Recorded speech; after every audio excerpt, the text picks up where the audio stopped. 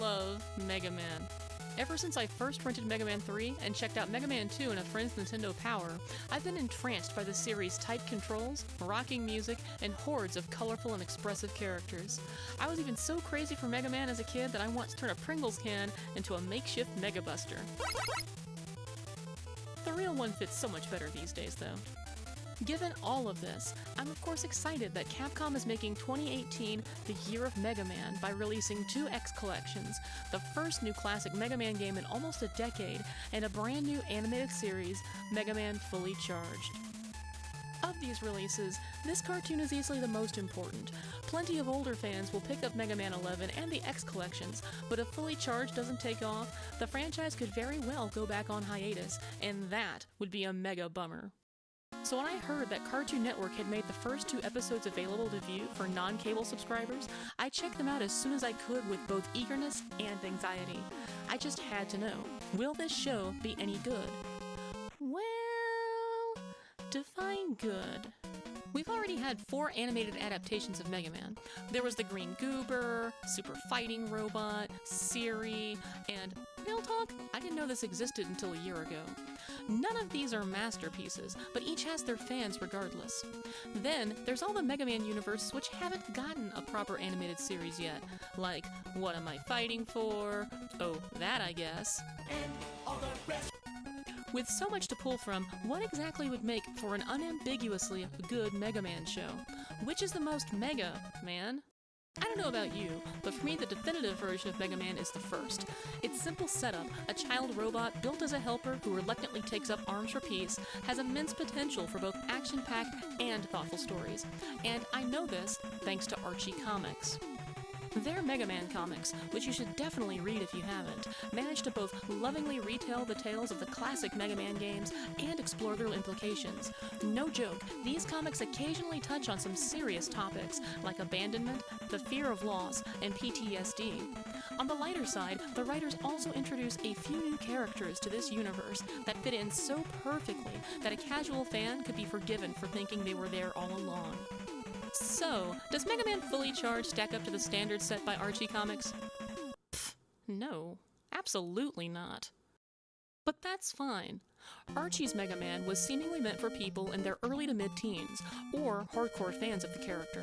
By contrast, Fully Charged is aimed at kids 6 to 11, and their parents who may have liked the games once. It's also hoping to provide, as executive producer Joe Kelly puts it, the kind of hero we need right now. One who is optimistic, inquisitive, and more focused on helping others and understanding adversaries than just locking them up. I don't think this description veers very far from classic Mega Man, and given this, I think this show has potential. Fully Charged reimagines Mega Man as the superhero alter ego of a robot boy named Aki Light. Aki lives with his creator, the brilliant inventor and war veteran Dr. Thomas Light, and his human sister, Suna. And inside of his head lives a tiny, surly diagnostic robot named Mega Mini! Mega Mini! More on him later. When Aki isn't hanging out at home or busting bots as Mega Man, he attends a school with both humans and robots, whose principal is this absolutely absurd decommissioned war machine. These changes and additions seem jarring at first, but they are smart ones considering the goal of the series. Infinity War proved that superheroes are still hot, and kids can't get enough of them. Additionally, making Mega Man a hero identity allows for stories focusing on Aki at home or at school, which would obviously be more relatable to young children. So the setup helps get children's attention, but what does the show do with it? If a show hopes to leave an impact on kids, then it must give kids something they need while giving them something they want. Spoonful of sugar and all that. In the show's case, the medicine comes in the form of simple morals and a message, and the sugar comes in the form of action and comedy. I know all of this seems rote to anyone who's ever watched good children's entertainment, but that doesn't make it any less true. The moral we get in these episodes is as basic as it gets. Anger blinds us to reality, so keep cool and don't take things so personally.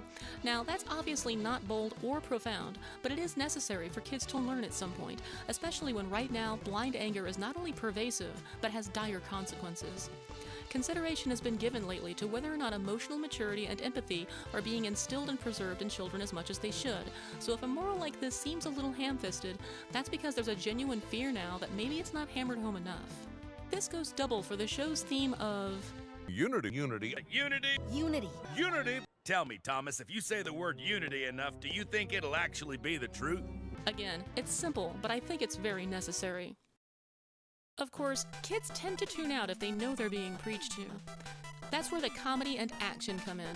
Unfortunately, both are a little lacking in these 2 episodes. Because it's a kids show, we get some typical physical comedy. Fart jokes, hopping around in pain, the usual.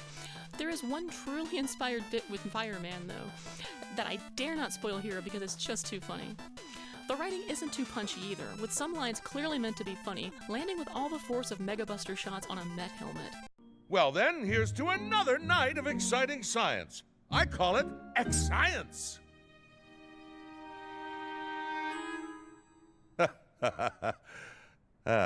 I'm a science whiz, not a comedian. Ooh, eggs! The action fares a little better, though it's mostly packed into the second episode of this 2-parter. Most of it comes in the form of firefights between Fireman and Megaman, which makes the one brief sequence with more than just shooting stand out all the more. The action bits actually work better as a vehicle for the episode's moral, as Aki's growing rage is a direct result of copying Fireman's power. Speaking of copying powers, I love the way it's handled here.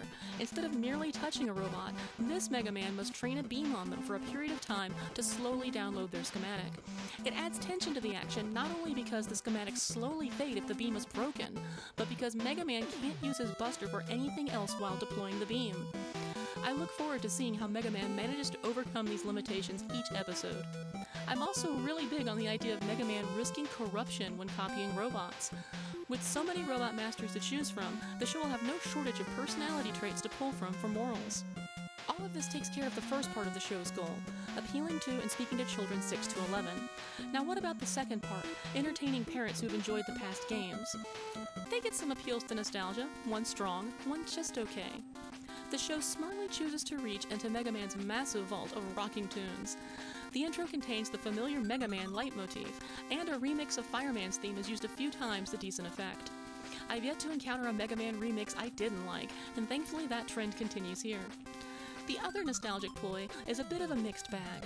The show leans heavily on pixel art for transitions, emphasis, and flashbacks. I certainly appreciate the effort, but the weird Wily Wars meets Sega Saturn art style isn't grabbing me. It looks a little too dark, and the details are a little uneven. Sadly, uneven is also the best term for the rest of the elements of these episodes. As the first episodes of a new series, they do a poor job of establishing the world and his characters. Mega Man's very first appearance is accompanied by Aki not even having a name yet for his alter ego. Despite being introduced to him so early in his hero career, though, we're given no explanation for why Aki wants to be a superhero or how he got his Mega Man gear. Allusions to a past war are made, but we know nothing about why it was fought. And the motivations of the main antagonist, Breaker Knight, are ambiguous at best. I'm sure future episodes will explain more, but when I compare these episodes to, say, the first episode of Pokemon, I'm baffled by how minimally Fully Charged sets its stage. And then there's Mega Mini. I told you we'd come back to him. What is he? Or more importantly, why is he? His main duties are support and comic relief. Traditionally, Roland Dr. Light handles support, but this Dr. Light is shut out due to Aki keeping Mega Man's secret from him, and Aki's sister Suna, though potentially capable, is just kinda there. For comedy, Rush, Eddie, and Otto have all contributed in the past. The intro shows me Rush exists, but he's not here now. Aside from the admittedly funny side of seeing someone fist bump a tiny person in their head, I'm not sure what Mega Mini is supposed to provide that other characters both in and out of this show can't. But, I still believe this show has potential. Its message of unity and the clever way it introduces moral lessons through Mega Man's massive cast of robot masters is promising. Aki's thoughtfulness does recall Archie Comics' portrayal of Mega Man, even if the show itself isn't nearly as strong.